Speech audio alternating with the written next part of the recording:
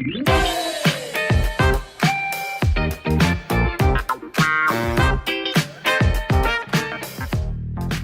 guys, what it is, it's your girl Cadillac, and I am back, and I want to just thank everyone, every single person that watched the last video. Thank you so much. I am just so thankful to everyone in my time of need just coming together and helping me. Thank you so much. Anybody that watched the last video, shared the last video, thank you, thank you, thank you. If you checked out the petition, if you checked out the GoFundMe, thank you so much. I really appreciate it.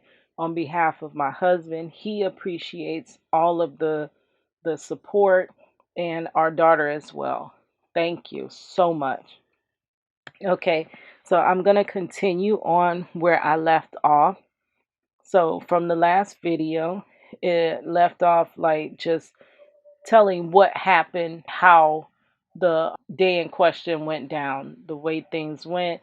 That was the exact incident that happened. This is what happened after that day. So after the day in question, I didn't hear anything from Marchello, and that is very unusual, like I said. So when I did hear from him the next day, he's crying. He's like, I got this red band on my arm.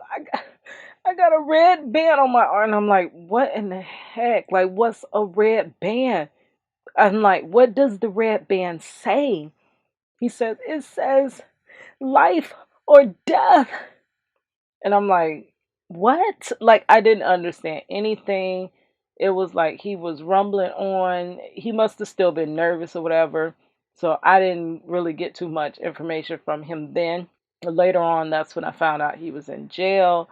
And he went to a jail that we have here called 33rd. And back then, you were able to actually visit inside the jail, but it was a non-contact visit, and they would be behind a glass. So you would sit on one side and your loved one would sit on the other side. When I did visit at 33rd, like I believe I went every week. The thing was, it's a little cute story.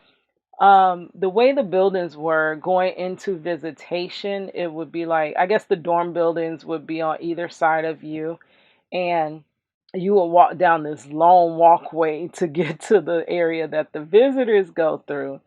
And they could see, like, they would look out the windows and look down for their visitors to be coming in. So yeah, that's when you had to look cute, girl. Like, I had my heels on, and I would wear the tall heels, and back then they had those heels that laced up around your calf. And boy, girl, yes, I'm telling you, I was cute. And what was so crazy was we would dress up head to toe, but once you go into visitation, they can't see nothing but waist up. But it was, you just dressed up for that walk. That was the that was the whole point of dressing up. Yes. But during that time, it was 2001, and Alicia Keys' song "Fallen" was out. That song had just came out, and it seemed like that song was written just for me.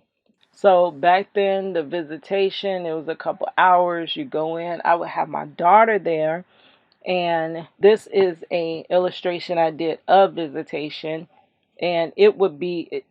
I guess I missed that off the drawing.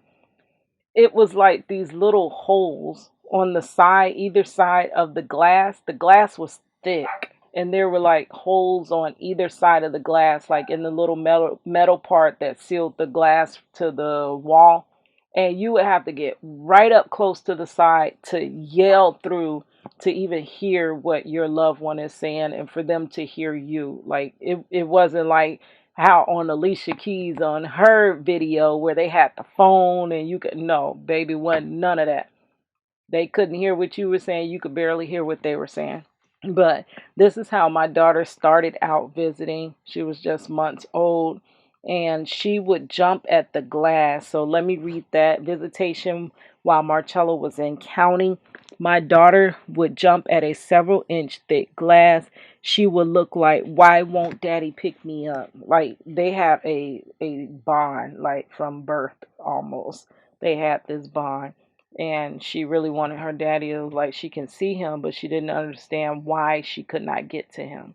Initially, Marcello went to the county jail and was sent away with no bond. Soon after, I scraped up all the money I could and paid a lawyer to get him a bond. Okay, so when they arrested Marcello, they send them away with no bond. Well, I don't know if they do that to everyone, but Marcello was sent away without a bond. And they go before what they used to call TV court, and I guess that's the initial. Once you get in jail, you're trying to find out what's going on, this, and that. So the TV court judge or whatever sent him away with no bond, so you could not bond him out. What I did was things kind of fell into place where something was gonna have to be done. Like I had to do something. So what I did was I searched for a lawyer. Well, I was referred to a lawyer, and he was able to. I took every dime that I had. I had just had my daughter. I was given gifts and stuff like that. I had a little tiny, tiny, like maybe $500 savings or something like that. And I had the gifts that were for my daughter for having a baby. People give you gift cards or money cards or whatever. That's what I had, added that up. I took every dime I had out the bank. My mother was so furious with me because of that, but I had to get him home. So I spent all of that to get him the bond. It cost like 1,000 or something like that. But in 2001, $1,000 to a person that I was 20 and he was 19, that's a lot of money to someone like our age. Um, then, after he got the bond, you have to pay the bond. That was just getting the bond. So, this great, awesome lawyer was able to get him a bond, but we then had to pay the bond. And then for the charges they gave him, like they set bonds higher for African American males and minorities. They set them higher. You may pay times more than, you know, other individuals, which that's that's crazy. It seems like it's always harder. Oh, like it's always harder for us. But I guess it makes us stronger as well. But yeah, so the bond ended up being 10,000, and I you have to pay 10%, and you have to put up collateral for the rest of the 10,000. So my car was worth nothing. I didn't have no house, I didn't have any assets, I didn't have a thing. I spent every dime I had getting him the bond. Now, how do we pay the bond? Well, anyway, I'm going to figure something out. So I went applying for credit cards and like crazy. So I got like several credit cards, and I got one that had enough on it. I think I did like some balance transfer thing to put them all together on one. And then I went to pay the lawyer. I'm sorry, to pay the bondsman. And what was so crazy, the bondsman ended up going to the same church as his grandmother. So the bondsman did not charge us the collateral, which that was great because nobody had houses and cars to put up. And he actually somehow he slid my car. He slid my credit card, but the charge never went through. Like he never charged me. So I guess he was doing this like out the kindness of his heart, but that was a gift that can never be taken away. That gift of giving us a bond for my husband to get out, that is actually how our family continued to bond together during that early stage of our family. And needless to say, I did not have enough money to keep that paid lawyer. So initially, Marcello went to the county jail and was sent away with no bond. Soon after, I scraped up all the money I could and paid a lawyer to get him a bond. While Marcello was out on bond, we were also able to strengthen our family's bond. Marcello spent every day with our daughter, feeding her and taking care of her while I worked. I even came home one day and seen that he tried to comb her hair into little ponytails. We also spent our days looking for employment for him and better employment for me. He also attended GED courses at a local community center until finally he landed a construction job. We both worked, and my husband paid for our daughter's daycare. He then also had to prepare for his trial that was coming up. This is a picture of Marcello and Money, and this is the cutest picture ever. This actually shows their interaction. Money used to pull his face in, and she would like nuzzle him and kiss him on the face. And when she kissed him, give him big old wet kiss, she just rub her face back and forth. So when we went to take pictures, they caught her doing it. That is the cutest thing. But this is a picture. It displays their interaction. She would pull his face in, give him a big wet kiss on the cheek. Yes. I love that picture so much that I painted it. This is a little t-shirt that I did paint for her to wear. Is her daddy's little girl t-shirt, and I think I do have a picture of her wearing it to visitation to see her daddy. Recount of the time leading up to trial. This is the vibe. This was like what was going on leading up to trial. Okay, Marcello's public defender slash crime specialist said that the victim slash witnesses described the robber as a black guy with dreads. Okay, so Marcello was not able to keep that paid lawyer. We didn't have any more money, and it took a while before he found a job. He actually didn't find a job till it was almost right up until time to go to prison. So we didn't really have the money for the paid lawyer. The paid lawyer said that he should have never went to jail. They didn't have any evidence on him. There's no way, he should lose trial. But end up, we had to go with a public defender. So with the first public defender that he had, he was actually given, we were told, the same public defender as now, the same public defender as the cousin that jumped out the car and ran. We were told by that public defender that he cannot represent him because that would be technically like representing both sides of the case, and he cannot do that. They have conflicts. So he has to drop one of the clients, and one of the clients being Marcello. After that, Marcello was turned over to a crime specialist. This is somebody that comes in when the public defenders they cannot take a case. There's a conflict. He comes in. So here comes this crime specialist. He says that he is this magnificent lawyer. He is not a public defender, and he represented a guy that had blood here, blood there, blood everywhere, but he was able to get that guy off. And so we're really believing in him, and we're thinking, wow, we just hit the jackpot. Like, we got this great lawyer. He's an actual attorney, and he is going to fight for Marcello. Like, how much more lucky can we be? And that, it was like lucky on a real bad day, or opposite day. So he was a crime specialist. But this guy actually, I think the public defender could have did way, way, way, way more than this man did. And this man actually worked against Marcello. Not sure that the public defender would have done that. Who knows? Okay, Marcello's public defender slash crime specialist said that the victim slash witnesses described the robber as a black guy with dreads. That's more than half the black male population in Orange County, Florida. To my knowledge, there was no lineup, just the DA showing the victim slash witnesses a picture of Marcello and saying, "Is this the guy?" We together decided to cut off his dreads for court. I still have his dreads in a cereal box, and I kept it all these years. Okay, so That leads me to a question. The victims just described Marcello as a black guy with dreads. And it brings up a question to me. How?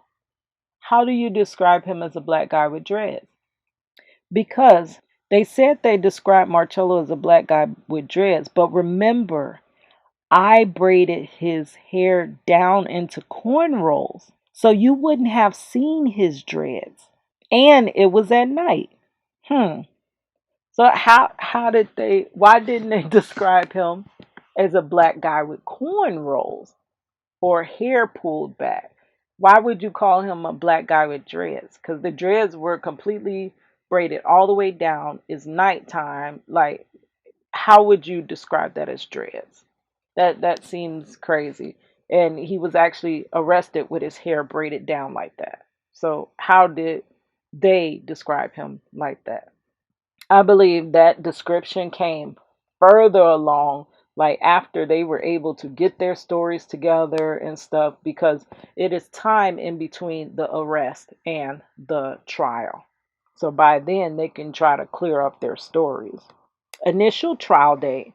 Okay, so trial was set for Marcello, and this is what happened on that day. After this ordeal happened, they scheduled trial.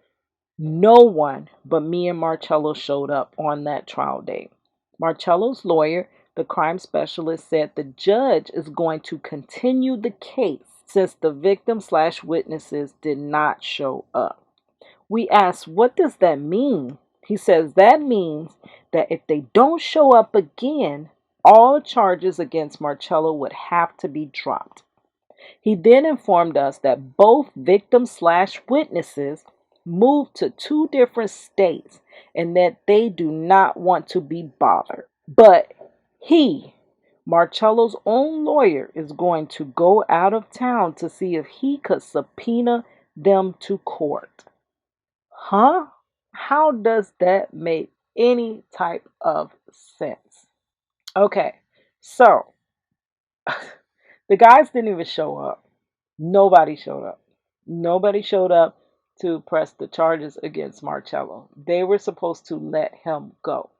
Instead, the judge continues the case, and then Marcello's own lawyer says that I'm going to go out of town to get them.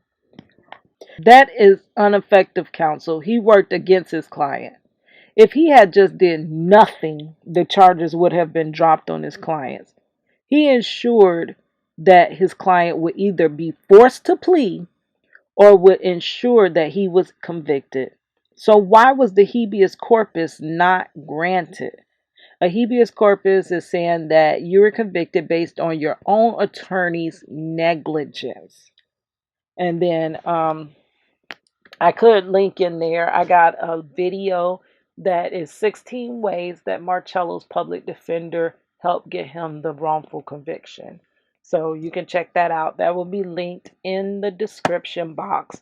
But yeah, so Marcello's lawyer subpoenaed the two guys. After this incident happened, they moved to two different states outside of Florida. Not even in Florida. They moved away. One moved here, one moved there.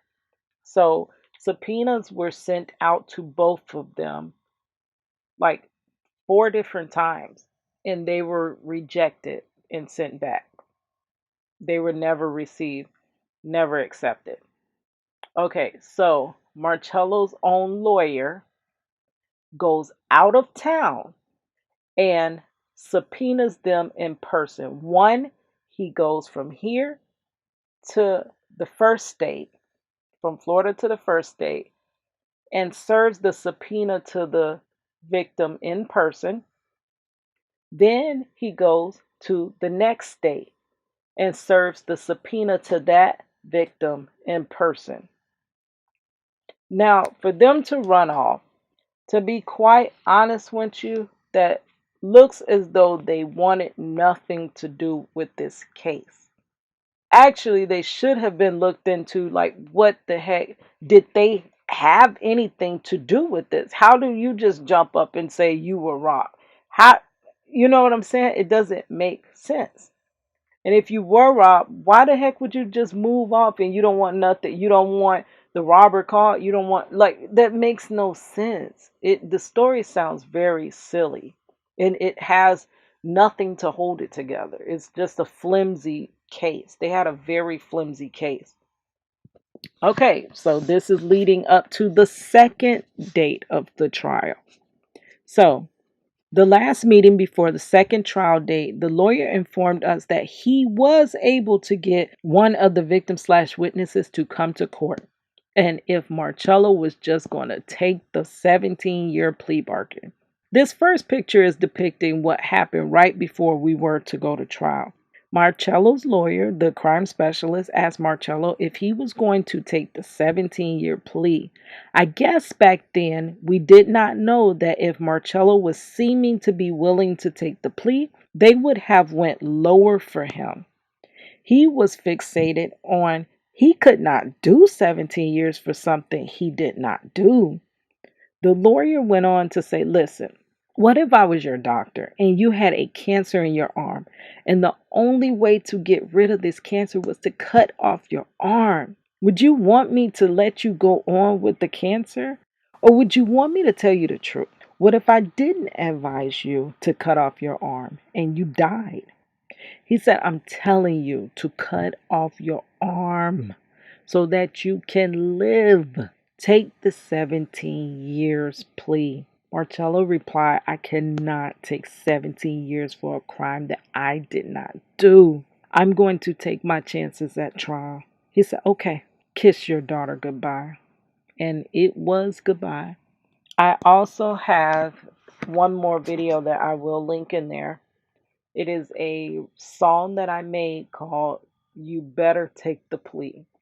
And is basically saying if you are accused in a crime, you better take the plea. If you ain't got no money, you better take the plea. If you ain't got a good lawyer, you better take the plea. Take it from me. If you take it to trial, they'll send you up creek. Yes, they will. And it's crazy how if you lose the trial, they throw the book at you. And I was on a Zoom with a senator, and he was like, well, he used to be like a DA, and he was like, that's crazy that when he was DA, he didn't do that. Like if he offered you something before trial, if you lost trial, he still would give you the same amount of time. And people would look at him like he's crazy. But he was like, the reason he does that is because the point of trial is just to tell you to prove what you're saying is true. So if you didn't prove what you said was true, then you just get the alternative, which was the time that you were supposed to get. But he said that to give a person more time after not getting, after losing, how are you gonna just stick it to them? That's like being like angry because they made you go to trial, which a trial is someone's rights. It's your right to go to trial. So because you enacted your rights, you should not be punished more severely. And that's what they did with Marcello. We really believe the only reason he got that 40 years was because they were trying to throw the book at him and make an example of him because he went to trial. Okay, my husband's trial was set for the week before Easter in 2002. I just recorded this video this past Easter. It's been 20 years. Actually, I'm sorry, it's been 19 years since he went to jail. But this was the Easter dress that he bought his daughter just prior to going to trial, which his trial was the week before Easter. So he bought the dress for her, but he did not get to see her wear the dress. You can check that out. Okay, so the day of that trial, here's the day of the second trial. On the day of trial, Marcello and I arrived at the courthouse. We were discussing the whole situation.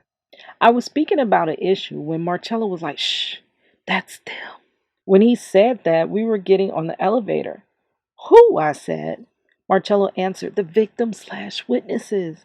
I observed them and their demeanor. They seemed to be so laid back.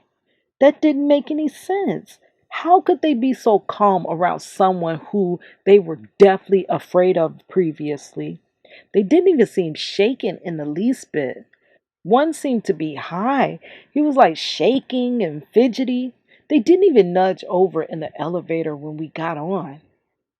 Marcello went to the bathroom and crazy, one of the victim/witnesses followed behind him and went in the bathroom as well. Maybe it's just me, but I couldn't be so calm around someone I was just victimized by. Okay, so for now, that is where I'm going to stop because that was everything lead that was the incident in part 1. Part 2, um explaining everything leading up to the trial, and then part 3 I'm going to pick up with the trial and all the madness that happened then. Okay, so thank you so much. Please, just as the same plea, I'm begging you, please stay tuned with this case I'm presenting. If you can share it, please share it to anybody that you believe has that heart to actually listen to all the facts and consider everything, and that is willing to that is open to hear the truth and decide for themselves and help with this process. I'm trying to get my husband's story out. I'm trying to break a story.